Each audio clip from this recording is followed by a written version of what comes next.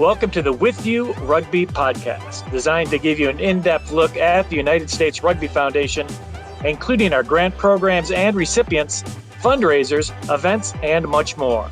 Now let's get started. Hello and good morning and welcome everyone to another With You podcast from the U.S. Rugby Foundation.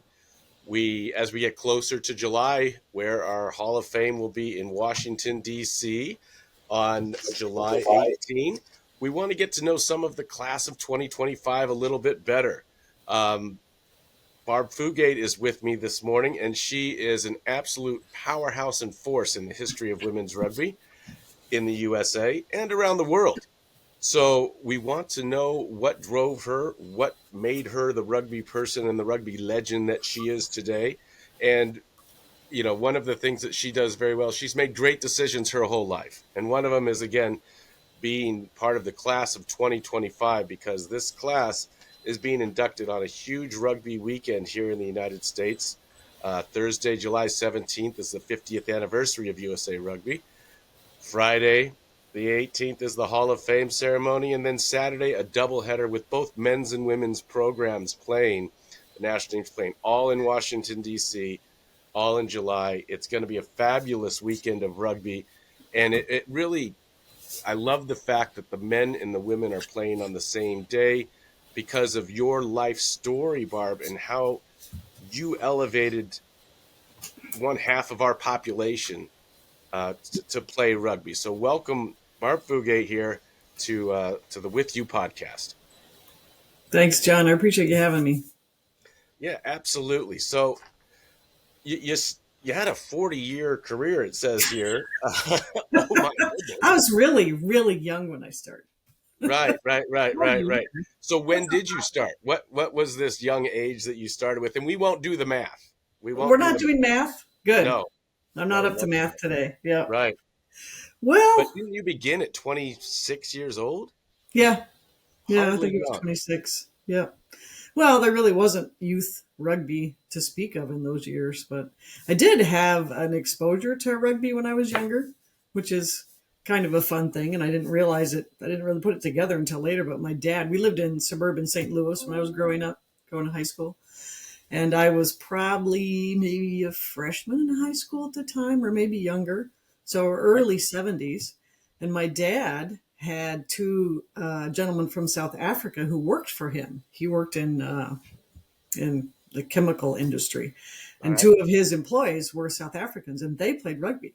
And he wanted to see them play out at Forest Park in St. Louis, you know, that famous place where many rugby people have come and gone. So he would drag the kids along to Forest Park on the weekend, and we'd watch those guys play rugby. And of course, being from South Africa and playing against, you know, and with Americans at the time, his two employees were the big stars. So that was really fun. Yeah. So I just fell in love with watching it. And there was one day we were there, and there was a tournament going on an adjacent field, and it was women playing, which I did not know was possible. So of course, I had to sneak over there. And this was probably in 1974 or so. So this was super early in women's rugby. Yeah. And there I believe it was a team from Colorado playing the Chicago Women's Rugby Football Club.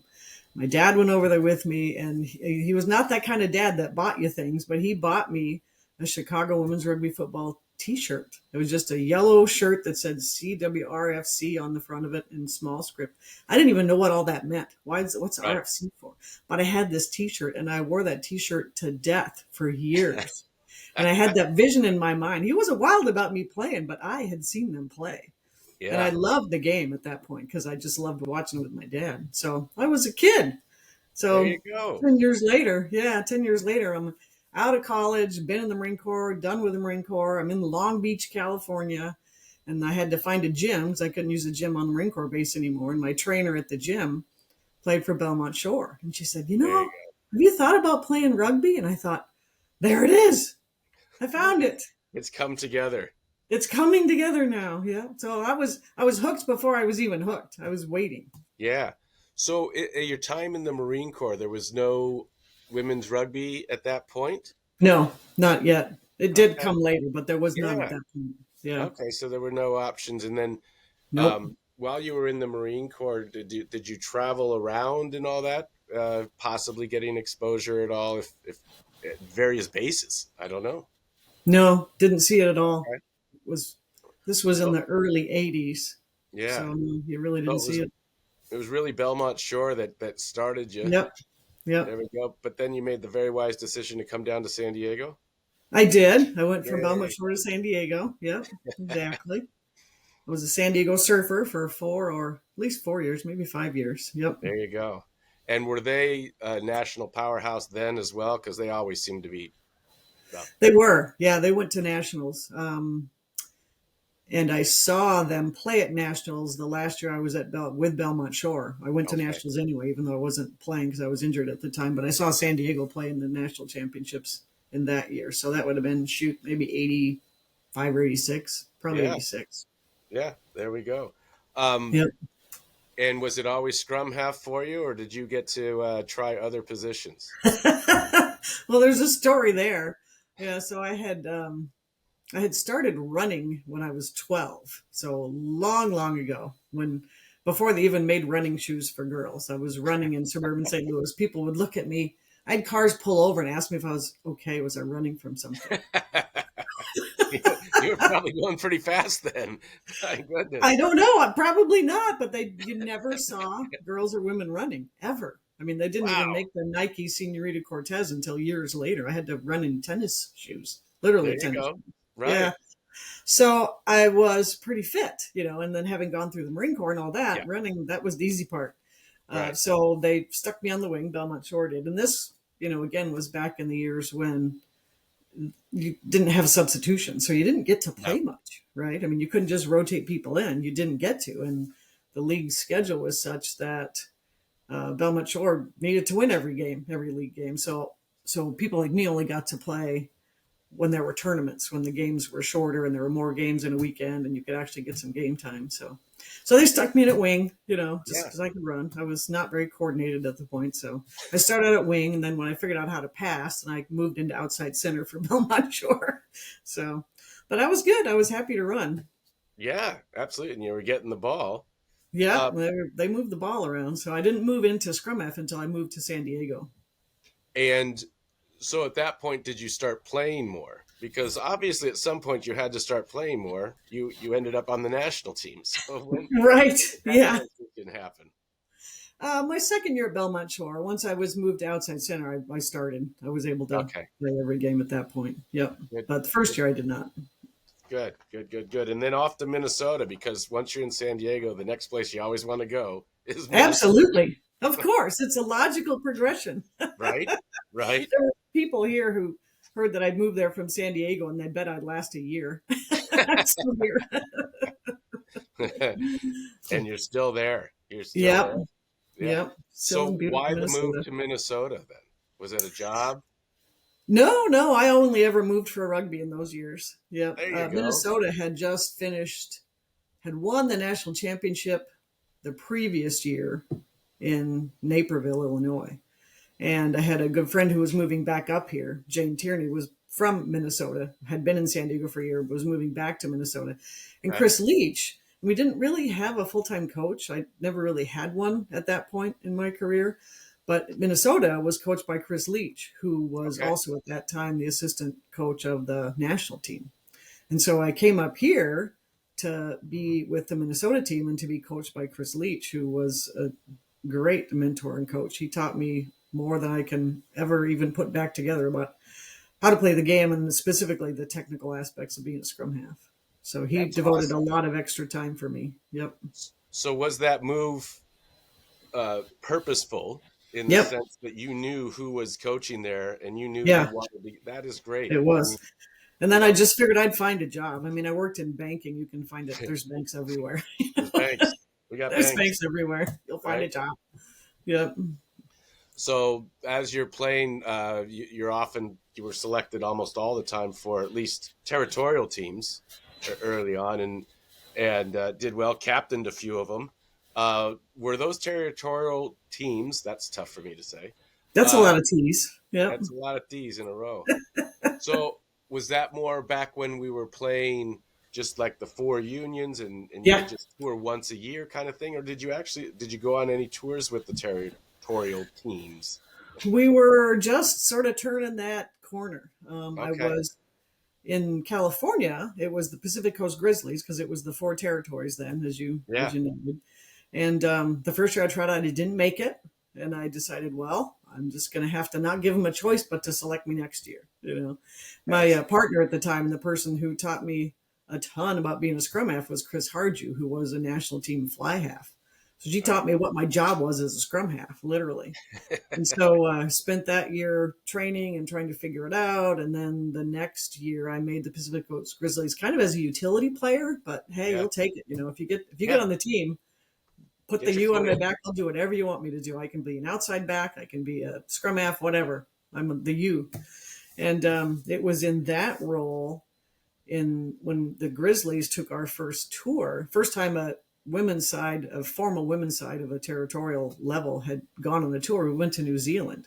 Yeah. I want to say that was probably in '89. Yeah. And I managed that tour. I kind of organized that tour because the previous year, Lloyd O'Reilly had brought the Canterbury Crusadettes through Southern California. And somehow, probably because I was in an administrative rate roles in Southern California as well, I was his point of contact in Southern California, helping get his players billeted and people's houses and all. How you used to do tours. You'd stay at people's houses, right? You did. That was it. It's Yeah. part of So he had the forethought to have the Canterbury Crusadettes tour the world. They went over to the UK after they came through Southern California. But then Laurie O'Reilly was a contact of mine. And so when he was hosting the '89 World Festival in New Zealand, no, that was in 1990. 90. That the national team went. So it was '89 that the Grizzlies World Cup, right? Yep. So the Grizzlies went and played in New Zealand, and it was for that Grizzly tour that Laurie O'Reilly put together the first New Zealand women's 15. The first time New Zealand women wore black jerseys was to play the Grizzlies for that tour. They weren't called the Black Ferns yet, but they assembled a national team in order to play us, which was pretty cool. Yeah, and I had the plaque from that team, from that game, which I gave back to Farrah Palmer then after, because I thought it kind of belonged in their museum. Was the first assembly for them. Yeah. No, I so mean, look what we started. It's a tremendous story, Barb. And, not only that, but I'd like to also kind of jump ahead in the life.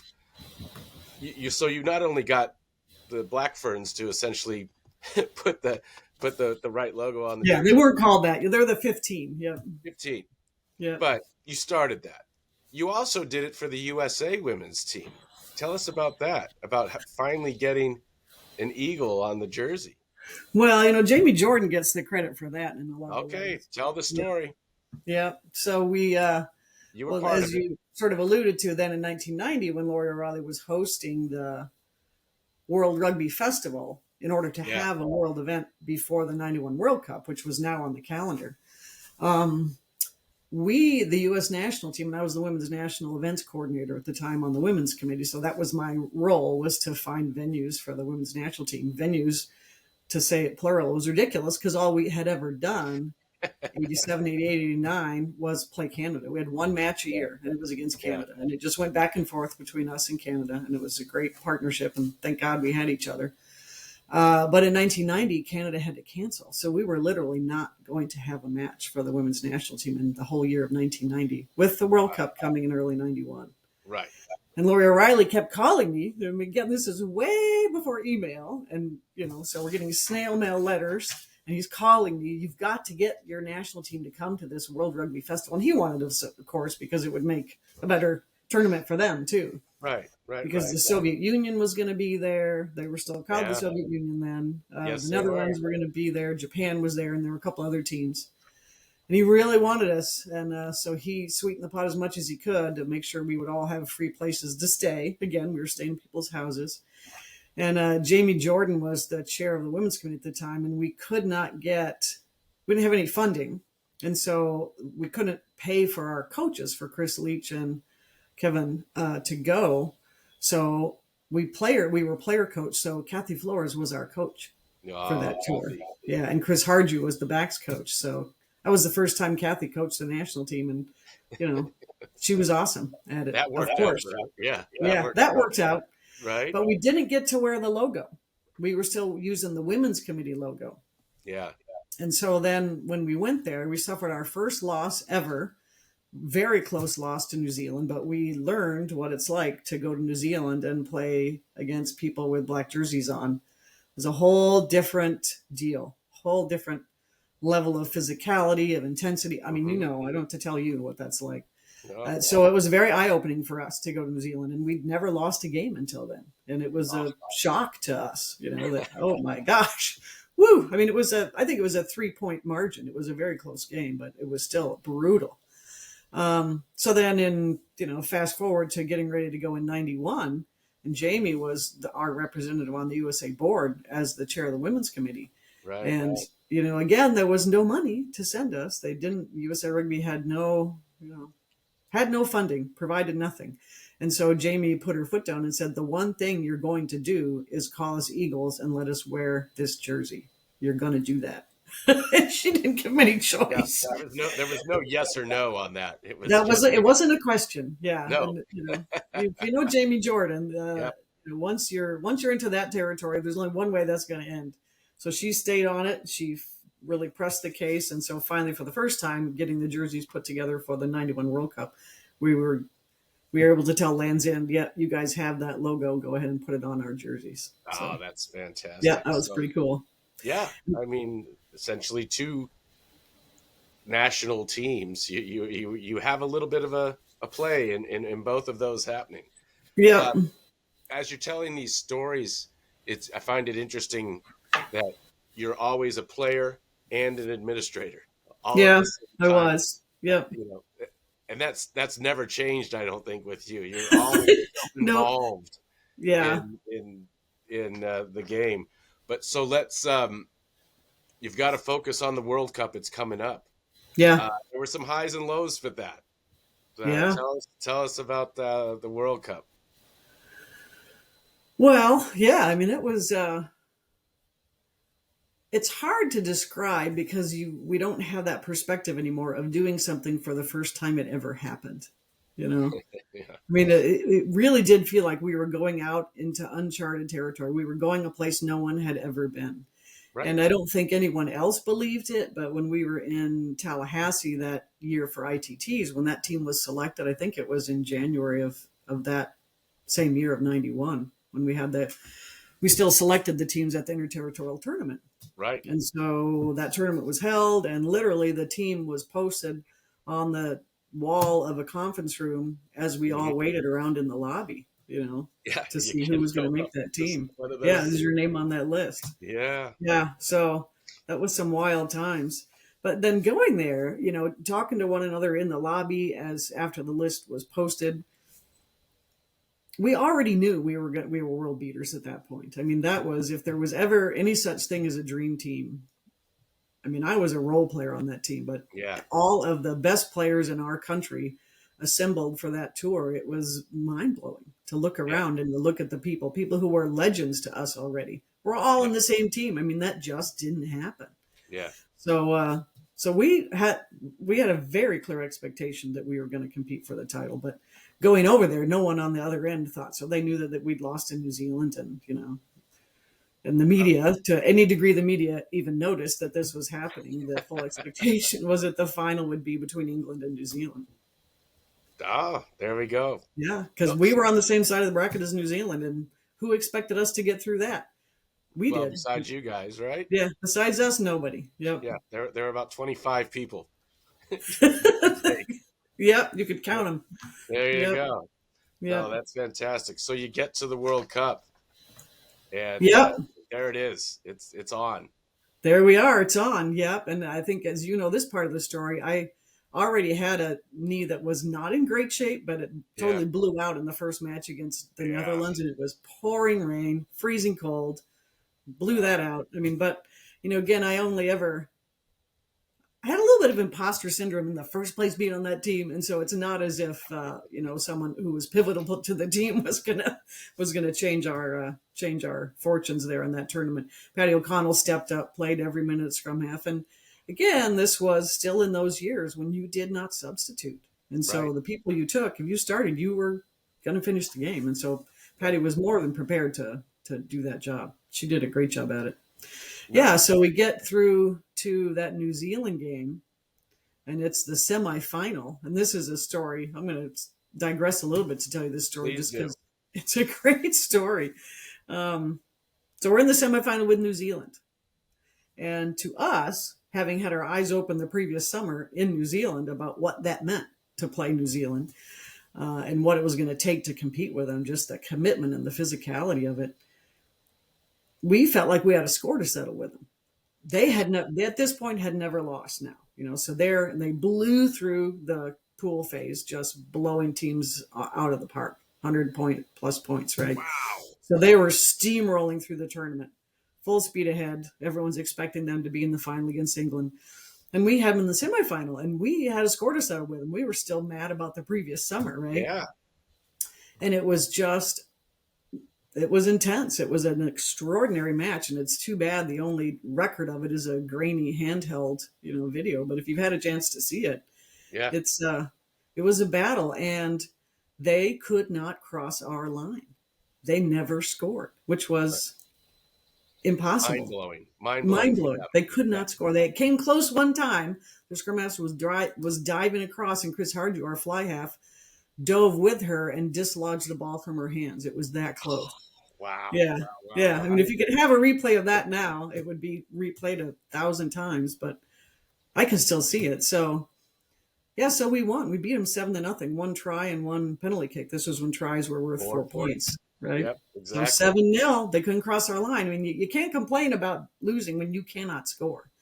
Yeah. And they were shattered. I mean, they had prepared, they had hosted that tournament the previous year. They had done all this to travel across the entire globe to get to Wales to play this with the full expectation that they'd win. And now they'd lost in the semifinals, and they were devastated. Oh my goodness. And we're in our locker room after the match, and they're in the adjoining locker room. And you can imagine in our locker room, there's a relief and excitement and this idea, we're going to be in the final. And so there's all this, buzz, and they're right through the door, and suddenly that door bursts open and they come flowing into our locker room. Okay. Like, okay, what's this going to be about? And I've told this story a bunch of times years later when I was in the coach instruction role. It was part of USA Rugby's coach instruction program. And I would tell this story as part of the Positive Coaching Alliance module about how to honor the game. So Here come the Kiwis into our locker room carrying bottles of Steinlager, the beer they had brought with them to celebrate their World Cup win. They came running into our locker room carrying bottles of Steinlager, handing them to us, saying, "Good on you, Yanks. Go win the final." Tears still streaming down their faces. Yeah. We had to come in our locker room and do that. It's wow. And the New Zealand rugby culture and Yep. New Zealand culture is so like that, as you know. Yep. They're famous for sweeping the shed. Yeah. That type of thing is what I think have drawn both of us to the game of rugby. Absolutely. Yeah. Because when I speak of rugby, I very rarely speak of rugby. I speak of all those stories, all those values, and all that sportsmanship that you find at every single level. I mean, this is a World Cup semifinal between two teams that have combined in their history for 1 loss. Right. Yeah. Now it was a battle. Yeah. Now, and you know what? Against each other. Yeah. Yeah. So and the they only 2 losses did not lose another match for years after that day. Right. They did not lose again. They came back. They didn't play in the 94 World Cup because they didn't feel like they were ready to win it, but they came back in 98, in 2002, and 2006. That was the only match they lost for many, many, many years. But that reaction of theirs to come in and honor us and honor the game, I mean, that is such a statement, and it's ridden with me ever since. Yeah. It's the class that flows through the veins of this sport, and it's why we love this sport. It exactly is. It's exactly the way you put it, John. Yep. Gosh, I'm actually feeling that story right now. So I know. I got to go back to my notes here. I got you all flustered. You did. I've got some great New Zealand stories, but nothing touches that. Yeah. That fantastic. was a moment. Yeah. So you didn't. The Eagle career was kind of over after this. The knee just finally Yep. said, "You know what? We're done. Let's try banking." You know that banking thing? It's Yeah, safer. Yeah. let's see if that works out. No, but you obviously continued to play. You continued to Yeah. coach, and you continued to captain, and you continued on every leadership role possible. So after World Cup, what does Barb Fugate do now? Well, I was going to be a coach for the Minnesota team then because Chris Leach had stopped coaching after the World Cup. I mean, what do you do after that? Right, So the banking. Minnesota team needed a coach. And so I was going to be a player coach, but I wasn't playing. Yeah, Um, and then I did start playing again after a couple of years. When Martha Danes moved to Minnesota and started playing, she was our number 8. And I thought, well, she'd be fun to play with at number 8 as number 9. So I started working out enough that I could play again. So I was player coaching for a short period of time. And then, it did dawn on me at some point. I'm in my late 30s at this stage, almost 40. I guess it was 40. You're not going to get any better at playing at that point. no, You're yeah. just not. You could, however, get better at coaching. And it dawned on me that I was not going to get better at either if I still tried to do both. So I decided to stop I'm playing. familiar with that attitude. Yeah. Yeah. I decided to focus on coaching. So I did at that point. This was right around the early 2000s. And that was also the point just after that I was given the opportunity to be the head coach of the USA Under 23 national team. Yep. So I'm very grateful for that opportunity. And, the cool thing about coaching instead of playing is that you're not sore on Monday. No, how about that? You can actually go to work on Monday morning and feel Right, like a regular human. Yes. right. You're not limping. You don't have black eyes, and not Right. You're not explaining completely yourself. bone deep exhausted. Yep. Yep. So, yeah. So then I Yep. did focus on coaching, and I was on the board of directors at that point, as you know, as well. Yeah, yeah. You were all over the U.S. board of directors, and I think we were both international athletes at the Yeah. same time. Yep. So I think we were. Yep. yeah, absolutely. We've been crossing paths for Yeah. decades. Might have been the dumbest thing they ever did, John, was let us both in the room at the same time. Yeah, if they had only listened. If they had If they'd only listened. right? Oh no, Yeah. no. So then let's keep going. This well, I don't want to jump to that because that's a special little stat I've got for you here. Uh-oh. Yeah, exactly. Um, we've talked. You've talked about a few of your teammates. You've talked about a few of your coaches. Is there any way to pin? You've talked about Kathy. Is there any way to pinpoint one person that really turned the tide for you at any point in your career? Was it Dad when he brought you out there, or what was really what turned you to rugby and or inspired you the most? Was there any one, or there's still too many to talk about? As a player, sort of different subsets. There's this big Venn diagram and Yeah, they overlap, it is. Tactically and as a player, clearly starting with Chris Harju, who was the Eagle fly half in the World Cup. Right. She really taught me what a scrum half's job was.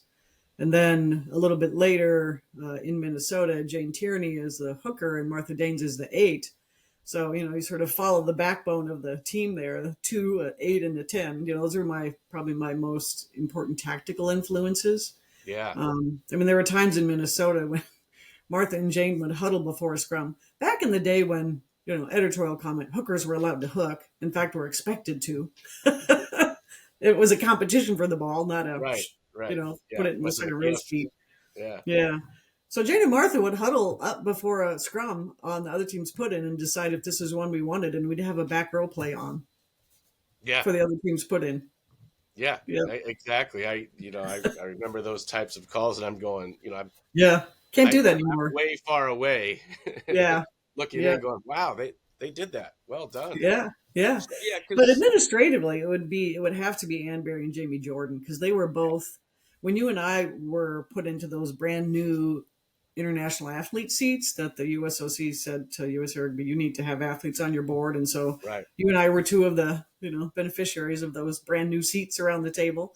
Yeah. But Ann Barry and Jamie Jordan were already there Yeah. in the room. And so I learned from them very quickly and still learn from them to this day about how to manage. I learned so many professional skills from them. Anne has always been my role model for how to facilitate a meeting, whether if it's the most contingent meeting. I got up to the point of being in the C-suite, but by the time I retired from my banking career. Right. But throughout it, if there was going to be a contingent meeting, I channeled Ann Barry. Yeah. This is how you manage difficult situations professionally. What would Ann do here? Oh, You've got the T-shirt. What would Ann do? What would Ann do? Yep. Yep. And Jamie Jordan, same. I mean, the courage of her convictions and what she's done for women's rugby is just quite an example to follow. Yeah. And that was it, because you guys were all trailblazers. It wasn't, I mean, you just mentioned that a few of you would huddle up and make the play call. Yeah. You didn't have the advantage, if you will, of another generation before you. Right. Exactly. So there was, Yeah. you had to create the legacy. Yeah. You had to create what was going on. And I think that's both true. an unbelievably brave thing to do and courageous. But I mean, you're like Star Trek going uncharted. Yes. Uncharted territories. Yeah. It's not been done before. Right. Well, and I think for Jamie and me in particular on the women's committee, I think we just took the approach that it needed to be done, and who else is going to do it? Well, we'll do it. We can figure this out. It's just because it hasn't been done doesn't mean we shouldn't do it. I mean, how tough can it be? The men figured it out, right? That's right. This is not rocket science. Obviously. I mean, for both of us. Yeah. Obviously. Yeah. So I'm going back down here. The 2025 Hall of Fame is certainly not your first Hall of Fame. You were brought in for the 91 team and have been honored with multiple other awards throughout your career. Any one of those stick out for you? What was the one you would be most proud of, I would imagine? Well, I think the Women's Rugby Coaches and Referees Association, the WRCRA Lifetime Achievement Award, which is named after Kathy Flores. Right. So to be in the first class of Kathy Flores Lifetime Achievement Awards is a big darn deal, as well, just because, I think that within the women's rugby community, we do owe it to our legacy, to the women who came before us, and certainly to the women who are continuing to do that work now, to share the stories and make sure people know on whose shoulders we're standing. And certainly Kathy Flores was out in front in a lot of ways. I mean, you mentioned trailblazers. It's, we use that term a lot. And I think to put it in perspective, that 91 national team, if you think about some of those players, they really didn't have someone to emulate. M.A. Sorensen didn't have another tight head prop to watch and figure out how to play. Chris Harju didn't have, a mentor to emulate. She learned how to be a fly half by watching grainy video of Grant Fox and the 87 All Blacks, literally for hours, Same with the flankers, same with Kathy, same with Tam Breckenridge and Tara Flanagan. There were no locks like them. The locks from hell were original. Yeah, they were original. And so it was truly a matter of figuring out how they can be the best number 4, number 5, or number 3, or number 8, or whatever it was on the team that they could be for their team. And that was trailblazing. There was nobody to follow. They had to set their own standards. 100%. And that's why I brought that up earlier, is people have to understand what you and your contemporaries truly did. Yeah. There's the right time to use the word trailblazer, and then there's right common time to use the word. It gets used a lot. Yeah, this is trailblazer. This is actually say there is no trail there. We have to make it. And that's a really good way to put it. Yep. No, but so that makes it everything again just that much more impressive. oof, go back to the notes because you've got a lot of notes here. Afterwards, you get it, and you've taken all of these values into your banking career, and you were very, very successful. And now you're still giving back to the rugby community, and I don't think there'll ever be a day when you don't give back to the rugby community. What's the difference, I guess, how you feel now? You were a player and looking up at everything, and now you are the legend and the Hall of Famer, not looking down on everything, but it's a totally Yeah. different perspective. You go and meet the newbies, like the Ilona Mar, who's the most followed rugby player in the world. What's that conversation like? Oh, I'm just proud of him. I'm happy for him and proud of him. I don't begrudge them at all this opportunity. I'm just thrilled. Oh, no. I think one of your questions was maybe what's a moment that makes you proud. I think the proudest moment I had that I can think of, and I was alone by myself watching television, was in 2016 watching our teams take the field at the 2016 Olympics for the first time. And I was so happy for them. And, I knew some of those kids. They're not kids, they're young women. I did know some of them. I didn't know some of them. I was kind of away from the coaching at that point, but just to feel the sense of gratification that we finally got there, that, this was 20 years after at the board level, we first made that crazy moonshot statement that we want to be an Olympic medal sport.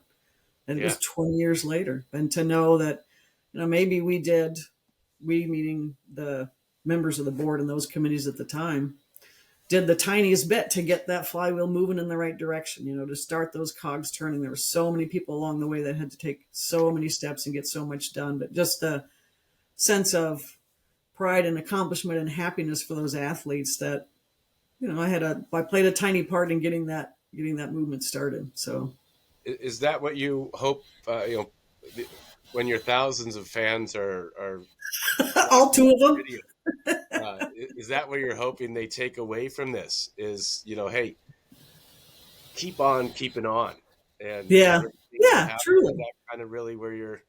Yeah, I would say, and try to just try to be useful. It's you don't always know how things are going to turn out. You really don't. What's that? When we made that statement and we made that presentation to the USOC to become an associate sports organization, in Colorado, when we did that, however long ago that was, it was in the late 90s. It was a long time ago. 98. We didn't have any idea how that was going to turn out, or if it was going to turn out at all. But it's, what is that? It's making me think of that quote. It's a Martin Luther King quote, I think, that faith is taking the first step when you can't see the top of the stairway. You just have to keep doing it. Yeah. You don't know. That's exactly it. You've had obviously an incredible journey, both administratively and as a player. Is there one word that you could use to describe your last X amount of years? Because we're not doing math. No math is allowed on this call. Right. No math. Right. Yeah, Right. That's too long. I don't know. One word might be hard.